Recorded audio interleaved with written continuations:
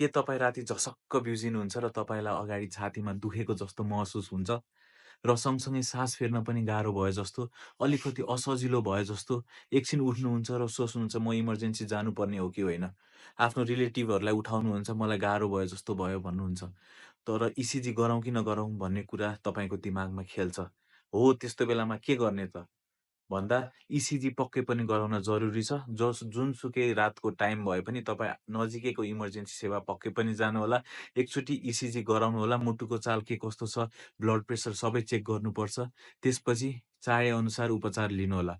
अब हृदयघातको लक्षणहरू के हुन् त भन्दाखेरि तपाईँलाई कहिलेकाहीँ यदि अचानक छाती दुख्ने, केही ढुङ्गाले थिचेको जस्तो महसुस हुने, सँगसँगै माथि घाँटीतिर पनि त्यो दुखाइ सर्ने, कहिलेकाहीँ बायाँ हातमा पनि सर्छ, सँगसँगै पछाडि पनि सर्छ।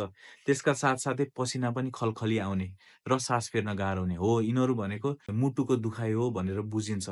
तर एकचोटि इसिजी गरेपछि मात्र अझै के हो भन्ने कुरा थाहा हुन्छ। त्यही भएर आकस्मिक सेवा जान ढिलो कहिले पनि नगर्नुहोला। है? Stay safe, stay fit, doctor B here. Bye by.